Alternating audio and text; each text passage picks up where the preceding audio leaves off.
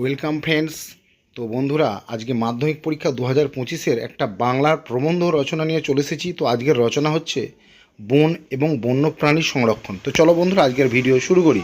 তো বন্ধুরা, আজকের প্রবন্ধ রচনা হচ্ছে বন ও বন্যপ্রাণী সংরক্ষণ। খুবই গুরুত্বপূর্ণ একটা রচনা। তো চলো বন্ধুরা, ভিডিওটা শুরু করি।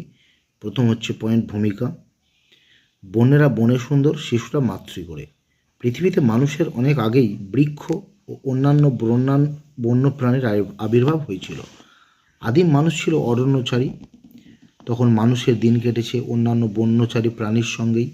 অরণ্য তখন মানুষকে দিয়েছিল বাসযোগ্য আশ্রয় ও জীবন ধারণের জন্য খাদ্য। তাই বন ও বন্যপ্রাণীর সঙ্গে মানুষের সম্পর্ক চিরকালের। কিন্তু আজ মানুষ ভবিষ্যতের কথা না ভেবে নানা প্রয়োজনে বৃক্ষ ও অন্যান্য বন্যপ্রাণী নিধন করে চলেছে।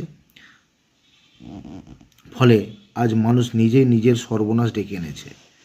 পরের পয়েন্ট, ভারতীয় সভ্যতায় বন ও বন্যপ্রাণীর ভূমিকা। আমাদের ভারতীয় সভ্যতা বন ও বন্যপ্রাণীর সহচর্যে গড়ে উঠেছে।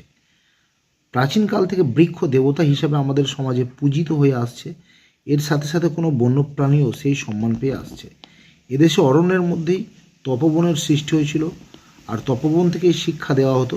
তাই মানব সভ্যতার সঙ্গে বন ও বন্যপ্রাণীর সম্পর্ক অত্যন্ত ঘনিষ্ঠ। পরের পয়েন্ট, আধুনিক সমাজে বন ও বন্যপ্রাণীর ভূমিকা। বিজ্ঞানের যুগে আজ আমরা বন ও বন্যপ্রাণীর গুরুত্বকে স্বীকার করে নিয়েছি। আমরা মনে প্রাণে ভাবতে শিখেছি একটি গাছ একটি প্রাণ।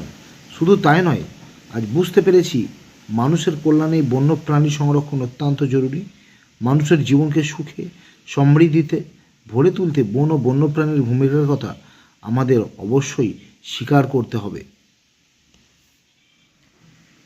পরের পয়েন্ট, বন ও বন্যপ্রাণী নিধনের পরিণাম।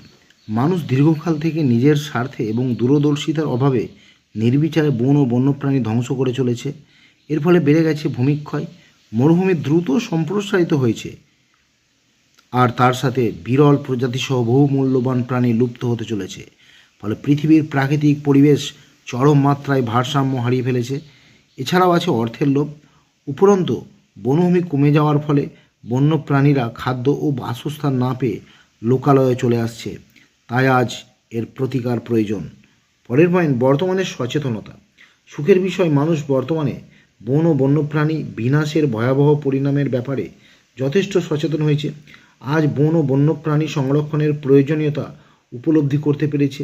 তাই বর্তমানে চারিদিকে বৃক্ষরোপণকে একটি উৎসবে পরিণত করা হয়েছে, এবং এ ব্যাপারে সরকারি প্রচেষ্টার সঙ্গে সঙ্গে অনেক স্বেচ্ছাসেবী প্রতিষ্ঠান এগিয়ে এসেছে। তো চলো বন্ধুরা, শেষ পয়েন্ট, উপসংহার। আজ যখন মানুষ প্রকৃতির এই ভারসাম্যহীনতায় হাঁপিয়ে উঠেছে এবং জীবন দুর্বিষহ হয়ে উঠেছে, তখনই কবির উদাত্ত কণ্ঠে হতে শুনি, সকলের তলে সকলে আমরা, প্রত্যেকে আমরা পরের তরে। এ বিষয়ে আমাদের অবশ্যই মনে রাখতে হবে যে মানুষের নিজের মঙ্গলের জন্যই আজ বন ও বন্যপ্রাণী সংরক্ষণ একান্তভাবে জরুরি।